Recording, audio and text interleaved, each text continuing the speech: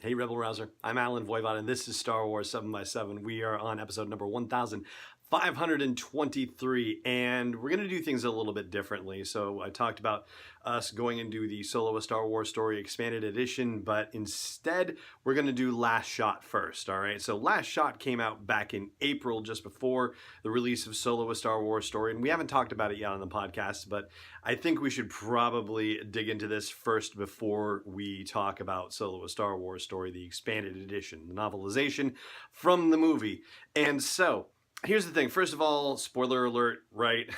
I mean, it's been multiple months, so you probably don't need the spoiler alert, but I've got 7 top takeaways from you. And here's the thing.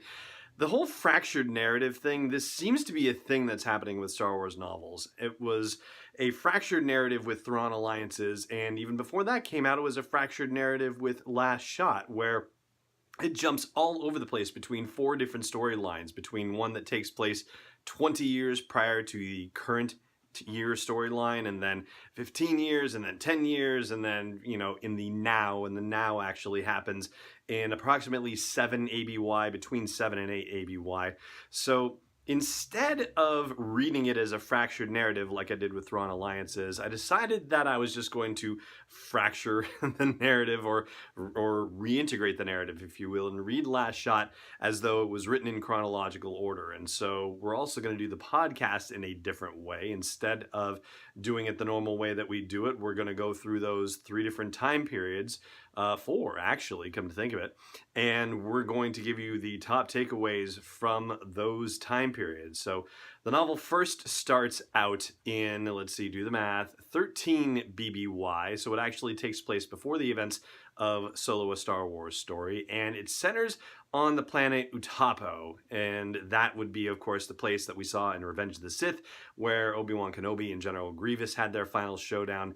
And so your first top takeaway is the introduction of our villain in the story, Fyzen Gor. And Fyzen Gor is, at the time of the beginning of the chronology of the story, a promising medical student, the most promising one in his class. And we get to see him in medical school one day before fate intervenes. And it's actually a rather shocking scene in its way. They are dissecting a live but sedated Geonosian, and so you get to see, you know, an actual working Geonosian body, basically, or the medical students do.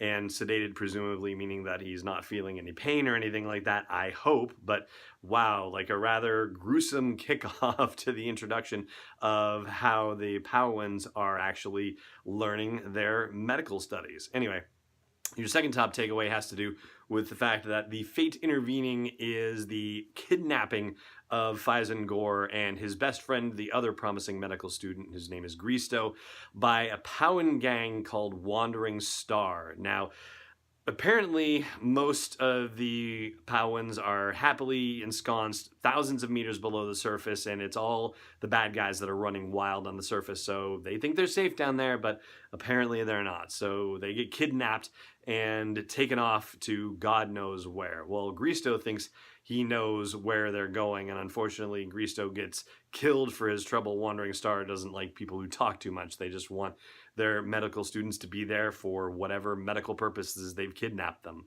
And then fate intervenes again, and your third top takeaway is that they are ambushed, this Wandering Star group, by another group called the Utai, and there's a roadblock, and they decide to accelerate and ram into the roadblock. Stupid idea. Everybody dies, basically, with the exception of Fyzen Gor and a medical droid, and Greasto has survived getting shot, but just barely. And so out of everybody between the Wandering Star gangsters and the Utai gangsters, some of whom get shot by Fyzen Gor in his panic over the situation, and there's one Utai guy who ends up surviving, and they all go plodding off into the desert, and Fyzen Gor says, you know, I'm never going back home again, period, paragraph, end of story. And so in their time in the desert, Fyzen Gor comes to an incredible conclusion that basically derives much of the whole story of the novel, which is that instead of giving mechanical limbs to organic people, why not give organic limbs to mechanical people. And so he figures out how to take the arm off of the still living Gristo and give it to the medical droid who lost an arm inside the giant roadblock, ramming and crashing and whatnot, and figuring out a way to let that arm be useful for as long as particularly possible. Obviously, it's going to decay once it's removed from the body, and it was decaying anyway, but to try to come up with a fluid that would be similar enough to Pau'an blood that it could still be of use, and to, you know, have a pump be able to drive that fluid through it. Well, that's what ends up happening, and the first attempt at putting an organic arm on a droid seems to work. So that is sort of the major driver of Fyzen Gore's hero's journey, if you will. And what happens next gets even crazier. It happens 2 years later, and I'm going to tell you all about it after a quick word about our friends at Nissan. Stay tuned. Hey, Rebel Rouser. Have you ever wanted to take a land speeder for a spin, or maybe even the Millennium Falcon itself? Well, here's the next best thing. You can make your own custom Solo a Star Wars story inspired Nissan with the best in galaxy customizer. Just go to sw7x7.com/custom to customize and share your own Star Wars inspired vehicle. And don't forget, Solo a Star Wars story is coming home on digital September 14th, Blu-ray September 25th, and new on 4K Ultra HD as well. Welcome back. So, 2 years later, here's your fifth top takeaway. Fyzen Gore has 14 droids now that have a variety of organic replacement limbs. He's been raiding neighboring colonies, gangs, whatnot, and stealing their young in some cases and butchering them. It does say the word butchering in the novel, butchering them for parts, which is rather shocking in its way.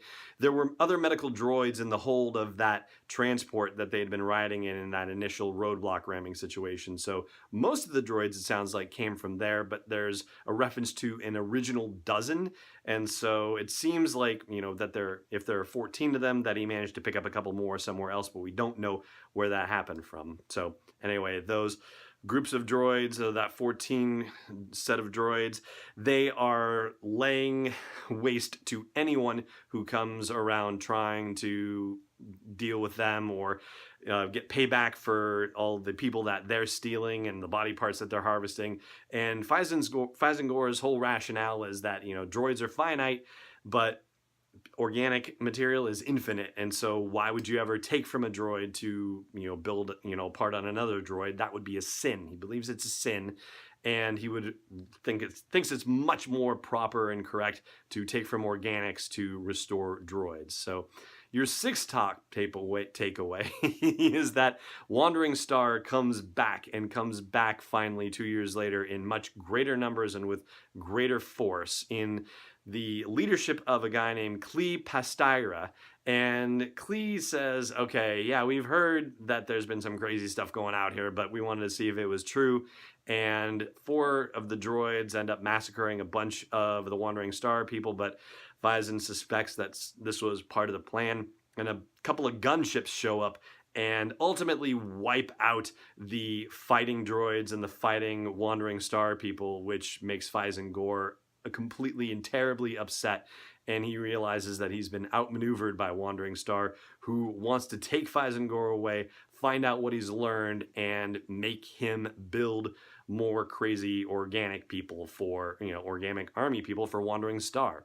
And so your seventh final takeaway from this section is that Fyzen Gore realizes that he's been outflanked, outmatched. He has to survive this battle because any defeat that he survives is a victory if he learns from it. That's his rationale. And he says that he is just going to unleash the most horrible thing he possibly can on this terrible, sinful world, and that the whole point of him acquiescing in this moment is so that he can find a way to get his revenge and make it the most horrible, terrible, catastrophic thing that you could imagine, apocalyptic.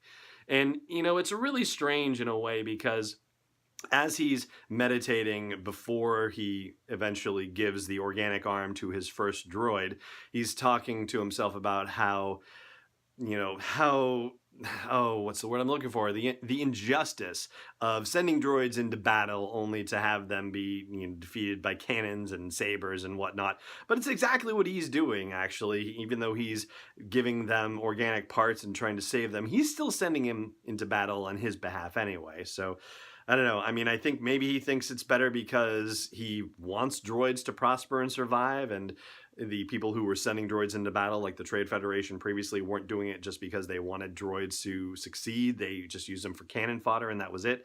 But anyway, that is the genesis of Fyzen Gor and his journey, and how he is going to decide that droids need to rule this galaxy, and how he is going to be the instrument of the disaster for everyone else involved. And that is going to do it for our first stop in our tour about Last Shot. So thank you so much for joining me for this episode. And if you're not subscribing, then hey, by all means subscribe wherever you're getting this episode, so that way you can get the rest of our top takeaways from Last Shot and prepare you for our dive into the Solo Expanded Edition novelization. And one last thing, if you're not yet a patron of the podcast, if you don't support the podcast on Patreon, then by all means, if you are enjoying this, then please do consider putting a tip in the tip jar. It's at patreon.com/SW7X7. That's patreon.com/SW7X7. And now it just remains for me to say thank you so much once again for joining me for this episode, and may the Force be with you wherever in the world you may be. This podcast is not endorsed or sponsored yet by Lucasfilm Limited, Disney, or 20th Century Fox, and is intended for entertainment and information purposes only. Star Wars, the Star Wars logo, all names and pictures of Star Wars characters, vehicles, and any other Star Wars-related items are registered trademarks and/or copyrights of Lucasfilm Limited or their respective trademark and copyright holders. May the Force be with them. All original content is copyright 2018, Star Wars 7x7. We hope you love it!